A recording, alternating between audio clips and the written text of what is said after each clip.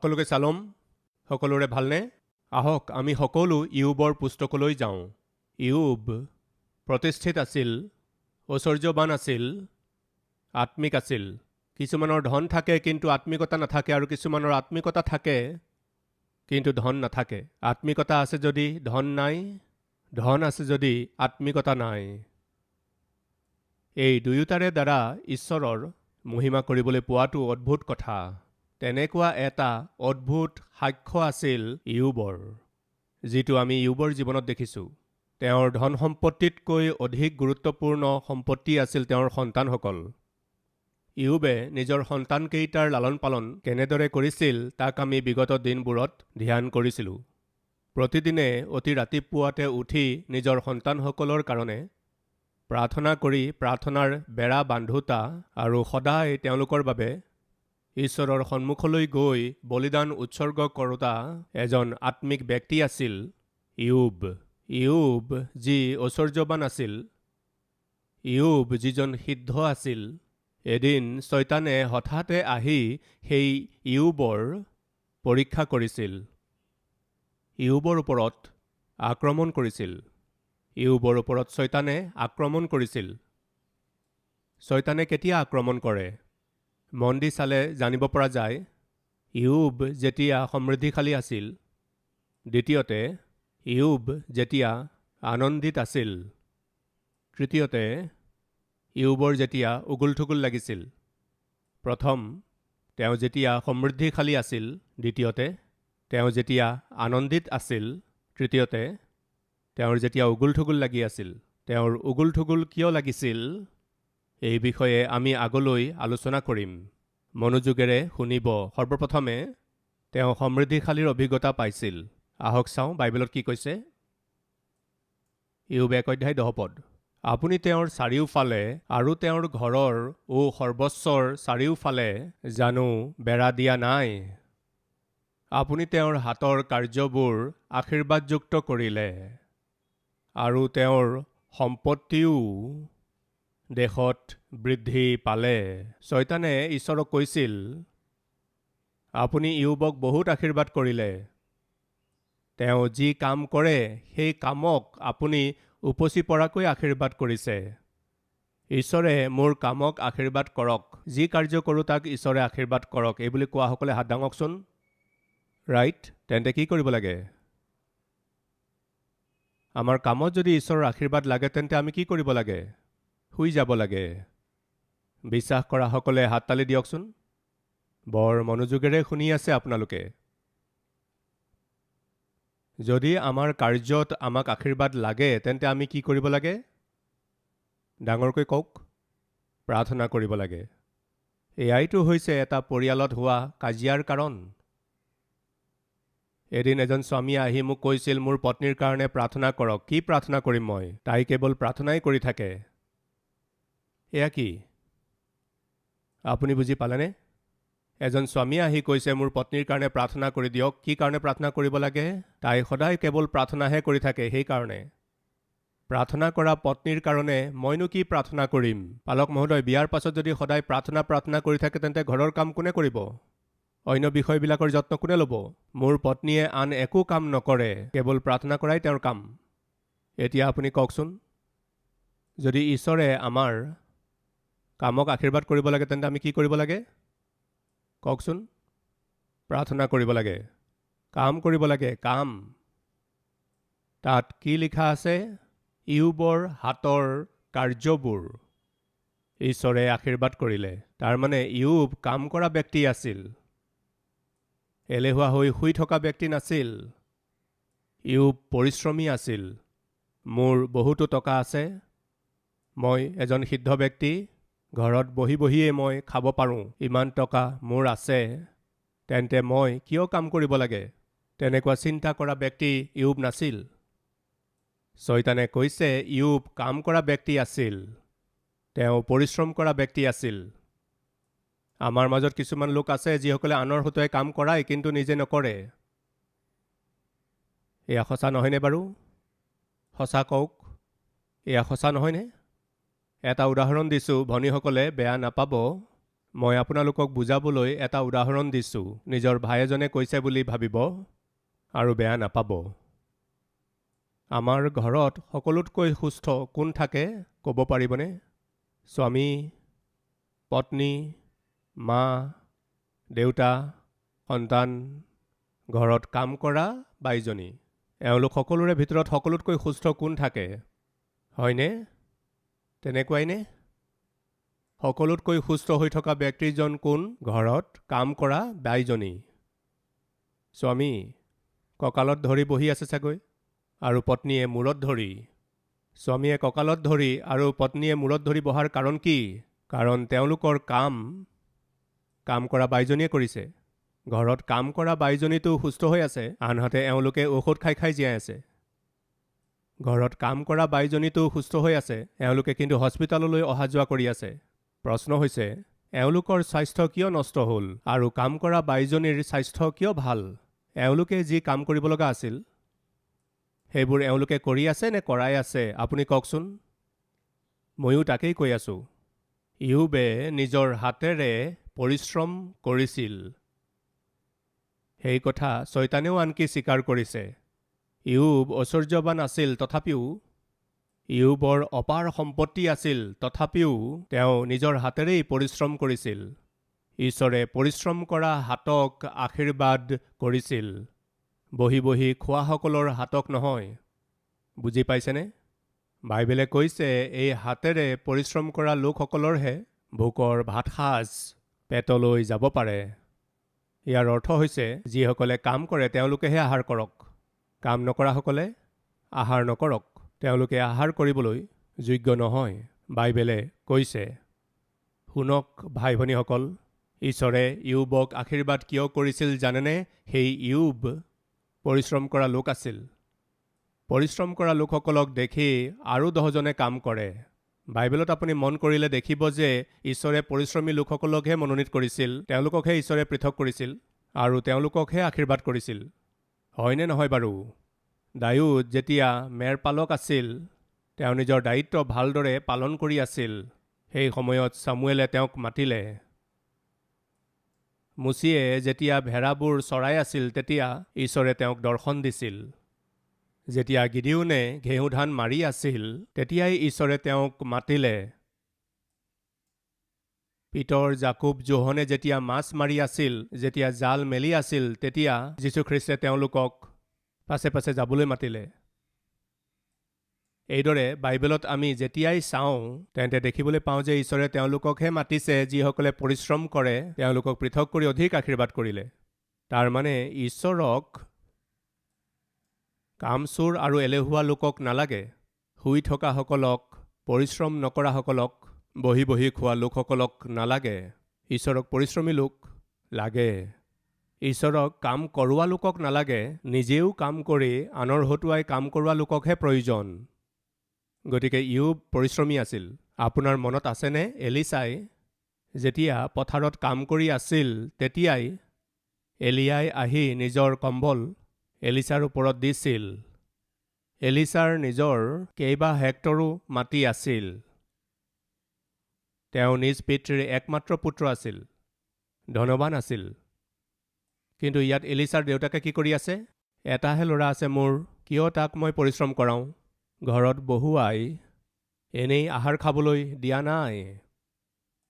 মৰম চেনেহ দেখুৱাই তেওঁক এলেহুৱা হ'বলৈ নিশিকালে, তেওঁক পৰিশ্ৰম কৰিবলৈ শিকালে, পৰিশ্ৰম কৰি কাম কৰিবলৈ শিকালে। গতিকে এলিছাই চকীত বহি ভৰিৰ ওপৰত ভৰি থৈ, সেইটো কাম কৰা, এইটো কৰা। এলিছাই তাত তেনেকুৱা কৰি থকা নাছিল। এলিছাই তাত নিজেও হালৰ মুঠিত ধৰা দেখা গ'ল। তেওঁ যেতিয়া হাল বাই আছিল, তেতিয়া ঈশ্বৰে এলিছাক মাতিলে। ভাই ভনীসকল, আমাৰ কামৰ পৰিমাণ অধিক হোৱাৰ কাৰণে আমি আনৰ সহায় ল'ব পাৰোঁ, কিন্তু যিটো কাম আমি নিজে কৰিব লাগে তাকো যদি আমি নকৰোঁ আৰু আনৰ হাতত সোধাই দিওঁ, কওকচোন তেতিয়া আমাৰ কি হ'ব? কি হ'ব কওকচোন? বিচনাত পৰিব লগা হৈ যাব, হস্পিটালত ভৰ্তি হ'ব লগা হ'ব। ঘৰত কাম কৰা বাইজনী কিয় ৰাখিছে? আমাৰ সকলো কাম কৰিবলৈ নহয়, বৰং আমি যি কাম কৰি আছোঁ সেইবোৰৰ ভিতৰত যিবোৰ আমি নিজে নোৱাৰোঁ সেইবোৰতহে তেওঁলোকৰ সহায় ল'বলৈ, সম্পূৰ্ণ ভাৰ তেওঁলোকৰ ওপৰত দিবলৈ নহয়। যদি সকলোবোৰ সিহঁতেহে কৰে তেন্তে সুস্থও তেওঁলোকেই থাকিব আৰু আমি হস্পিটালৰ বাট ল'ব লগা হ'ব। আৰু আমাৰ বেমাৰ অৱস্থাত আমাক দেখি আমাৰ কাম কৰা বাইজনীয়ে ক'ব, গাটো যদি হিলদুল কৰা হ'লে আপুনিও মোৰ দৰে এক্টিভ হৈ থাকিব পাৰিলেহেঁতেন। গোটেইবোৰ মোৰ হাতত এৰি দিলে, মইতো ভালে কুশলে আছোঁ, আপুনি এনেকুৱা হৈ গ'ল। আপোনাৰ অৱস্থা এনেকুৱা যদি হ'ব নালাগে তেন্তে পৰিশ্ৰম কৰিব। ইয়ুব আত্মিক আছিল, ধনৱান আছিল, সিদ্ধ আছিল, কিন্তু এই কথা নাপাহৰিব, তেওঁ পৰিশ্ৰমীও আছিল। তাৰ ফল কি হ'ল? শয়তানে নিজেই আহি কৈছিল তেওঁৰ হাতৰ কামক আপুনি উপচি পৰাকৈ আশীৰ্বাদ কৰিছে আৰু তেওঁৰ সম্পত্তি গোটেই দেশতেই বৃদ্ধি হৈছে। ঈশ্বৰে আপোনাৰ হাতৰ কাৰ্যক আশীৰ্বাদ কৰিব বিচাৰে। তাৰ বাবে কি কৰিব লাগে? যেনেকৈ কিছুমান ভনীয়ে কয় প্ৰাৰ্থনা কৰিব লাগে, প্ৰাৰ্থনা কৰিব লাগে। নিশ্চয়ে প্ৰাৰ্থনা কৰিব লাগে, প্ৰাৰ্থনা মুখেৰে কৰিব লাগে আৰু হাতেৰে কাম কৰিব লাগে। ইয়ুবেও তাকেই কৰিলে। তাকে নকৰি মুখেৰে প্ৰাৰ্থনা কৰি আৰু হাতেৰে যদি একো কাম নকৰে তেন্তে তেওঁৰ প্ৰয়োজন নাই। বাইবেলে যেনেদৰে কৈছে, যি দায়িত্ব আপোনাক দিয়া হৈছে তাক সম্পূৰ্ণৰূপে আপুনি কৰক। যি কাম ঈশ্বৰে আপোনাৰ হাতত সোধাই দিছে, তাত যদি আপুনি আশীৰ্বাদিত হ'বলৈ বিচাৰিছে তেন্তে তাক সম্পূৰ্ণ শক্তিৰে কৰক। আনৰ পৰা পৃথকে আনতকৈ উত্তমভাৱে আপুনি কৰিব লাগে। তেতিয়াহে ঈশ্বৰে আশীৰ্বাদ কৰিব। আপোনাৰ সহভাগী তেওঁলোক যদি খ্ৰীষ্টীয় বিশ্বাসী নহয়, তেওঁলোক যদি অখ্ৰীষ্টীয়, 8 ঘণ্টাৰ ভিতৰত তেওঁলোকে যদি 7 ঘণ্টা কাম কৰে তেন্তে আপুনি খ্ৰীষ্টীয় বিশ্বাসী, আপুনি 8 ঘণ্টাৰ ভিতৰত আপুনি কিমান সময় কাম কৰিব লাগে আপুনি কওক? সম্পূৰ্ণ 8 ঘণ্টা কৰিব লাগে। সেইকাৰণে যিহেতু আমি খ্ৰীষ্টত ভৰসা কৰা লোক, আমি অধিক দায়িত্বশীল। সেইকাৰণে আপোনাৰ আশে পাশে থকা লোকসকলতকৈ অধিক পৰিশ্ৰমী হ'ব লাগে। তেতিয়া ঈশ্বৰে আপোনাৰ পৰিশ্ৰম দেখি আপোনাক অধিককৈ আশীৰ্বাদ কৰিব। নহ'লে ক'ব, খ্ৰীষ্টক বিশ্বাস নকৰা এজনে ইমান পৰিশ্ৰম কৰিছে আৰু তুমিতো এলেহুৱা। পৰুৱাবোৰলৈ গৈ চোৱা, সিহঁতে কিমান পৰিশ্ৰম কৰে চোৱা। তেনেকুৱা সকিয়নি ঈশ্বৰে নিশ্চয় দিব। গতিকে শয়তানে পৰীক্ষা লৈ আহে। কেতিয়া? যেতিয়া ইয়ুব সিদ্ধতাৰে চলি আছিল তেতিয়া। প্ৰিয় ভাই ভনীসকল, আমাৰ জীৱনতো পৰীক্ষা আহে। কেতিয়া, ক'ত, কেনেকৈ আমি তাৰ সন্মুখীন হ'ব লগা হ'ব পাৰে আমি নাজানো। হয়তো আপুনি 5, 10, 15, 20 বছৰ বহুত পৰিশ্ৰম কৰিলে, বৰ সিদ্ধ হৈ উঠিল। যেতিয়া আপুনি তাৰ ফল ভোগ কৰি আছে তেতিয়া সাৱধান হৈ থাকিব, কাৰণ শয়তানে পৰীক্ষা কৰিবলৈ খাপ পাতি আছে। আপুনি যেতিয়া আশীৰ্বাদিত হয়, সমৃদ্ধি লাভ কৰে, আপুনি যেতিয়া নিজ পৰিশ্ৰমৰ প্ৰতিফল ভোগ কৰি আছে, তেতিয়া শয়তানে খাপ পিটি বহি থাকে। আপুনি বহুদিন ধৰি যি প্ৰমোচনৰ কাৰণে অপেক্ষা কৰি আছিল সেয়া আপুনি পাই গ'ল, আৰু পাই যোৱাৰ পাছত যদি আৰামেৰে বহিছে তেন্তে বিপদ আছে। বহু দীঘলীয়া সময় ধৰি আপুনি সন্তানৰ বাবে প্ৰাৰ্থনা কৰি আছিল। ঈশ্বৰে আপোনাৰ প্ৰাৰ্থনা শুনি আপোনাক এটা সন্তানেৰে আশীৰ্বাদিত কৰিলে। আশীৰ্বাদ পোৱাৰ পাছত আপোনাৰ বিশ্বাস যাতে থৰক বৰক নহয়। ঈশ্বৰে যি আশীৰ্বাদ আপোনাক দিলে, ঈশ্বৰে যি সমৃদ্ধি আপোনাক দিলে, ঈশ্বৰৰ অবিহনে আপুনি যদি আনন্দ ল'ব বিচাৰিছে তেন্তে সাৱধান। শয়তানে আপোনাক ফালি চিৰি খাবলৈ খাপ পিটি ৰৈ আছে। আৰু এটা কথা মন কৰিব, আপুনি যিমানেই আত্মিক নহওক কিয়, আপুনি যেতিয়া ঈশ্বৰৰ আশীৰ্বাদ সমৃদ্ধিৰ অভিজ্ঞতা পায় তেতিয়া শয়তানে আপোনাক পৰীক্ষা কৰিবলৈ খাপ পিটি থাকিব। শয়তানে আহি ঈশ্বৰক কয়, তেওঁ আপোনাৰ আৰাধনা কিয় কৰে জানেনে? তেওঁ আপোনাক প্ৰেম কিয় কৰে জানেনে? তেওঁ আপোনাৰ স্তুতি কিয় কৰে জানেনে? কাৰণ আপুনি তেওঁক উপচি পৰাকৈ আশীৰ্বাদ কৰিলে। সেইকাৰণে সাধাৰণতে মানুহৰ স্বভাৱ এনেকুৱাই হয়। ঈশ্বৰে যেতিয়া আশীৰ্বাদ কৰে তেতিয়া ধন্যবাদ, ধন্যবাদ, ধন্যবাদ। কিন্তু যেতিয়াই পৰীক্ষা সন্মুখলৈ আহে, প্ৰকৃত ৰূপটো বাহিৰ ওলাই আহে। শয়তানেও তাকেই কৈ আছিল। আপুনি ইয়ুবক উপচি পৰাকৈ আশীৰ্বাদ কৰিছে, সেইকাৰণে ধন্যবাদ, ধন্যবাদ কয়। আপুনি আশীৰ্বাদ কৰিবলৈ বন্ধ কৰক, তেতিয়া চাব তেওঁ আপোনাক সাও দিব। তেতিয়া দেখিব তেওঁ আপোনাক এৰি দিব। গতিকে শয়তানৰ মতে ইয়ুবৰ আত্মিকতা কিহৰ ওপৰত আধাৰিত আছিল? ইয়ুবৰ আত্মিকতা আপোনাৰ আশীৰ্বাদৰ ওপৰতহে আধাৰিত। ইনডাইৰেক্টলি তেওঁ এই বুলি ক'ব বিচাৰিছে যে ইয়ুবে আপোনাৰ সেৱা এইকাৰণে কৰে, আপোনাৰ ওপৰত বিশ্বাস এইকাৰণে কৰে কাৰণ আপুনি তেওঁক আশীৰ্বাদ কৰিছে। তাৰমানে ইয়োব বাস্তৱিকতে আশীৰ্বাদক প্ৰেম কৰে, কিন্তু আশীৰ্বাদবোৰ দিয়াজনৰ সৈতে ইয়োবৰ কোনো সম্পৰ্ক নাই। এয়া বহুতৰে জীৱনত সঁচা নহয়নে? আপুনি ঈশ্বৰৰ সান্নিধ্যলৈ কিয় আহে? আশীৰ্বাদৰ কাৰণে আহে। ঈশ্বৰৰ সান্নিধ্যলৈ কিয় আহে? যাতে আমাৰ প্ৰয়োজনবোৰ পূৰণ হ'ব পাৰে। ঈশ্বৰৰ সান্নিধ্যলৈ কিয় আহিছে? যাতে আপোনাৰ সমস্যাৰ পৰা, কষ্টৰ পৰা, বেমাৰৰ পৰা আপুনি ওলাই আহিব পাৰে, আপুনি উদ্ধাৰ যাতে লাভ কৰিব পাৰে। যদি আমাৰ প্ৰয়োজনবোৰ ঈশ্বৰে পূৰ্ণ কৰে, তাৰ পাছত আমাৰ আত্মিকতা জাৰি থাকিব নে শেষ হৈ যাব, সেয়া ঈশ্বৰৰ সৈতে থকা সম্বন্ধৰ ওপৰত আধাৰিত। বহুতে ঈশ্বৰৰ সান্নিধ্যলৈ আহে, আশীৰ্বাদ লাভ কৰে, প্ৰয়োজন পূৰণ হৈ যায়, তাৰ পাছত ঈশ্বৰক ত্যাগ কৰি গুচি যায়। এটা উদাহৰণ আপোনালোকক সোঁৱৰাব বিচাৰিছোঁ। এজন ল'ৰাত দুষ্ট আত্মা আছিল। এই দুষ্ট আত্মাই ধৰা ল'ৰাটোৱে নিজৰ মাককো মাৰপিট কৰিছিল, বাপেককো মাৰপিট কৰিছিল। ঘৰত কাৰোৰেই শান্তি নাছিল, সমাধান নাছিল, জিৰণি নাছিল। তেতিয়া কোনোবাই তেওঁলোকক ক'লে যে কালবাৰী টেম্পললৈ গ'লে তোমালোকৰ ল'ৰা ভাল হৈ যাব। সেই সময়ত কুকটপল্লীত কালবাৰী টেম্পল নাছিল। তেতিয়া গাঁৱে গাঁৱে গৈ প্ৰচাৰ কৰা হৈছিল আৰু এখন সৰু সভা আছিল, কিন্তু টিভিত বাক্যৰ শিক্ষা দিয়া হৈছিল 2003ত।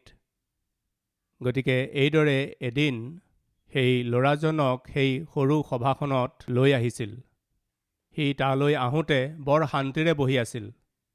চাৰ্চত বৰ শান্তিৰে বহিছিল। সকলোৱে যেতিয়া হাততালি বজায় তেতিয়া ইও হাততালি বজায়।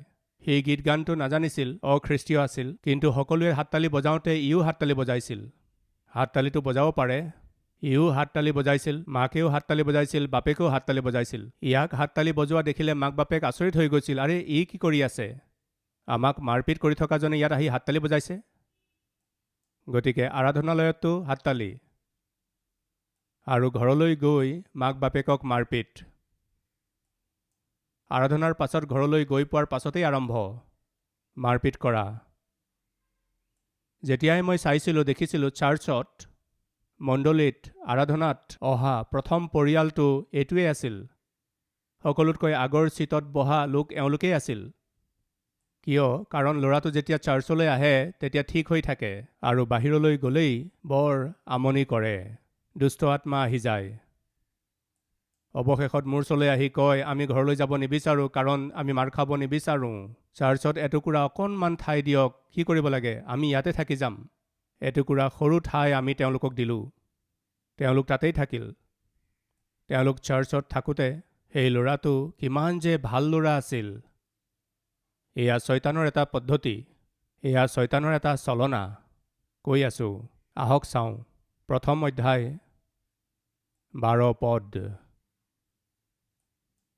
তাতে জিহুৱাই শয়তানক ক'লে, চোৱা, তেওঁৰ সৰ্বস্বৰ ওপৰত তোমাৰ ক্ষমতা আছে, কেৱল তেওঁৰ ওপৰতহে হাত নিদিবা। তেতিয়া শয়তান জিহুৱাৰ সন্মুখৰ পৰা ওলাই গ'ল। তেতিয়ালৈকে ক'ত আছিল? জিহুৱাৰ সন্মুখত আছিল। কোন জিহুৱাৰ সন্মুখত আছিল? শয়তান। যেতিয়ালৈকে ঈশ্বৰৰ সন্মুখত আছিল, বৰ ভাল আছিল। ঈশ্বৰৰ সান্নিধ্যৰ পৰা বাহিৰ ওলাই অহাৰ লগে লগে কি কৰিছে চাওকচোন। 13 পদৰ পৰা। কোনো এদিন ইয়োবৰ পুতেক জীয়েকবিলাকে তেওঁবিলাকৰ বৰ ককায়েকৰ ঘৰত ভোজন আৰু দ্ৰাক্ষাৰস পান কৰি থাকোঁতে ইয়োবৰ ওচৰলৈ এজন দূতে আহি ক'লে, গৰুবোৰে হাল টানিছিল আৰু গাধীবোৰ সেইবোৰৰ ওচৰত চৰি আছিল। এনেতে চিবাইয়াসকলে আক্ৰমণ কৰি সেই সকলোকে লৈ গ'ল। এনেকি সিহঁতে তৰোৱালৰ ধাৰেৰে দাসবিলাকক বধ কৰিলে। আপোনাক সম্বাদ দিবলৈ কেৱল মই অকলেহে ৰক্ষা পালোঁ। শয়তান ক'ৰ পৰা ওলাই আহিছে কওকচোন? আপুনিয়ে কওক। ঈশ্বৰৰ সান্নিধ্যৰ পৰা ওলাই আহিছে, গতিকে সি ভালদৰে থাকিব লাগিছিল নহয়? তেতিয়ালৈকে ঈশ্বৰৰ সান্নিধ্যত আছিল আৰু ঈশ্বৰৰ সান্নিধ্যৰ পৰা বাহিৰ ওলাই আহিল। এতিয়ালৈকে মই ঈশ্বৰৰ সান্নিধ্যত আছিলোঁ, এতিয়া মই ভালে থাকিব লাগে।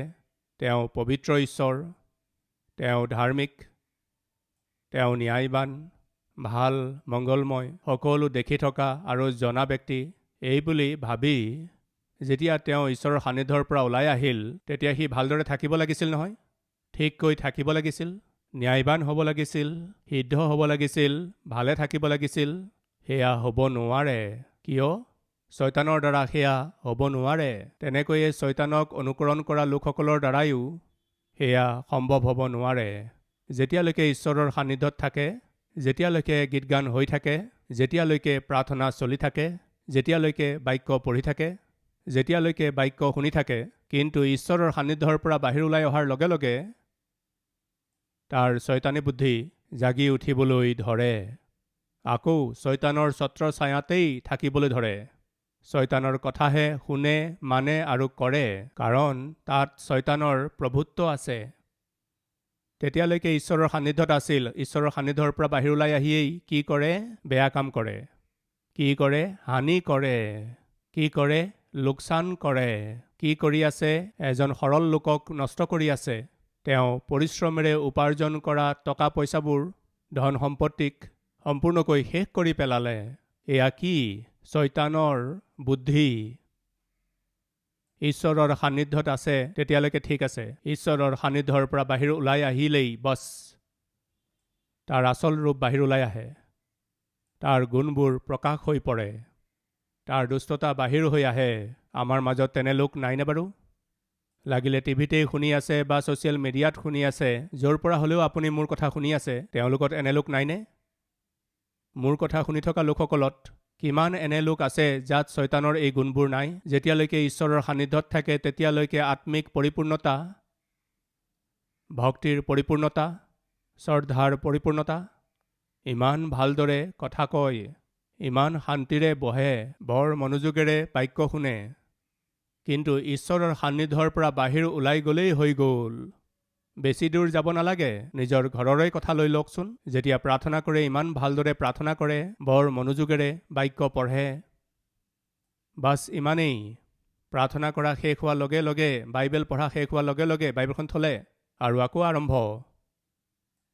কাৰোবাক ধাৰলৈ টকা দিছিল, ধাৰ লোৱাৰ পাছত ধাৰ লোৱাজনে বহু সময় হৈ গ'ল ঘূৰাই দিয়া নাই।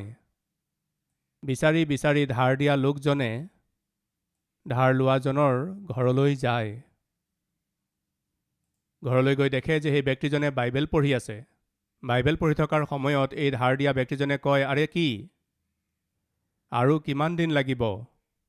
ইমান দিন হৈ গ'ল, পইচা ঘূৰাই দিয়াৰ কথাই নাই। লোৱাৰ সময়ততো হাতযোৰ কৰি কৰি পইচা বিচাৰি আছিলা, কিন্তু এতিয়া ঘূৰাই দিয়াৰ কথাই নাই। কেতিয়া ঘূৰাই দিবা? ধাৰ দিয়াজনে আহি সোধে।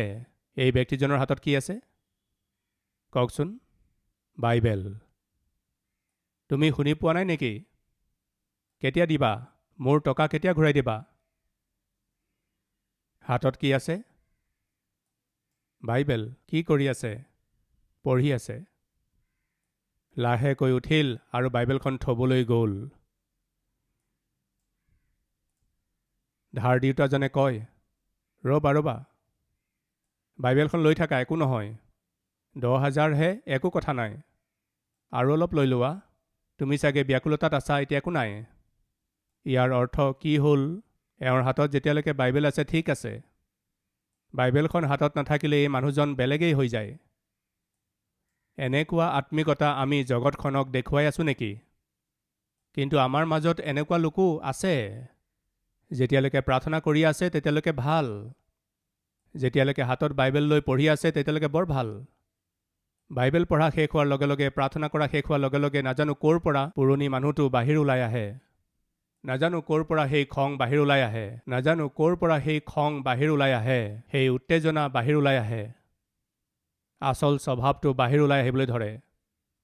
এয়া শয়তানৰ অনুকৰণকাৰীসকলৰ গুণ। তেওঁলোকৰ ব্যক্তিত্ব, তেওঁলোকৰ স্বভাৱ এনেকুৱাই থাকে। শয়তানে ইয়াত কি কৰি আছে? ঈশ্বৰৰ সান্নিধ্যত থকালৈকে ভাল আছিল, বাহিৰ ওলায়েই বেয়া কাম কৰে, আনৰ হানি কৰি আছে। পৰিশ্ৰমেৰে, ধাৰ্মিকতাৰে জীৱন যাপন কৰি থকা ব্যক্তিজনক নাশ কৰিবলৈ চেষ্টা কৰি আছে। এনেকুৱা ব্যক্তিত্ব শয়তানৰ ব্যক্তিত্ব। আমাৰ মাজৰ কাৰোবাৰ এনেকুৱা ব্যক্তিত্ব আছেনে? অলপ সময়ৰ আত্মিকতা, অলপ সময়ৰ প্ৰাৰ্থনা, অলপ সময় বাক্য যদি আমাৰ ভিতৰত এনেকুৱা ব্যক্তিত্ব আছে তেন্তে অনুৰোধ কৰিছোঁ আজি ইয়াক সলনি কৰক। এয়া ভাল ব্যক্তিত্ব নহয়। ঈশ্বৰক স্থিৰ লোকৰ প্ৰয়োজন। আপুনি আৰাধনালয়ৰ ভিতৰত যেনেকুৱা বাহিৰতো আপুনি ঠিক তেনেকুৱাই থাকক। প্ৰাৰ্থনা কৰাৰ সময়ত, বাক্য পঢ়াৰ সময়ত যি দৃঢ়তা আপোনাত আছে, সেই প্ৰাৰ্থনা আৰু বাক্য ধ্যান কৰাৰ ফলত গোটেই দিন সেই দৃঢ়তা আপোনাত থাকিব লাগে। ঈশ্বৰে তাকেই বিচাৰে। এনেকুৱা ব্যক্তিত্ব ঈশ্বৰে বিচাৰি আছে। আহক একেলগে প্ৰাৰ্থনা কৰোঁ।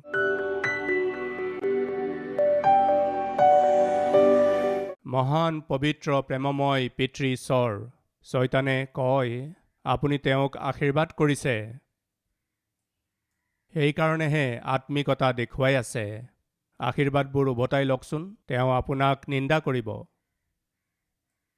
কিন্তু সেইদিনা আপুনি ইয়ুবৰ ওপৰত বিশ্বাস কৰিলে। ইয়ুব তেনেকুৱা নহয় বুলি ক'লে। প্ৰভু, সেইদিনা ইয়ুবে আপোনাৰ কথা ৰাখিলে, আপোনাৰ শিৰ উন্নত কৰিলে। তেনেকুৱা আত্মিকতা আমাক সকলোকে দিয়ক পিতৃ। শয়তানে আমাৰ কথালৈ যেতিয়া আপোনাৰ ওচৰলৈ আহে, আমাৰ বিষয়ে যেতিয়া সি এনেকৈ কয়, হে পিতৃ, আমিও যাতে আপোনাক আদৰ কৰোঁ, আপোনাৰ শিৰ উন্নত কৰি ৰাখোঁ, তেনেকুৱা জীৱন আমাৰ মাজৰ প্ৰত্যেককে দিয়ক পিতৃ। এই আত্মিক যাত্ৰাত আপোনাৰ পৰা আঁতৰ হৈ নগৈ, ভাগৰি নপৰাকৈ আপোনাৰ ওপৰতেই ভিত্তি কৰি আপোনাৰ সৈতে আগবাঢ়িবলৈ আমাক অনুগ্ৰহ দিয়ক। এই প্ৰাৰ্থনা যীশুৰ নামত খুজিছোঁ, শুনক আৰু গ্ৰহণ কৰক। আমেন।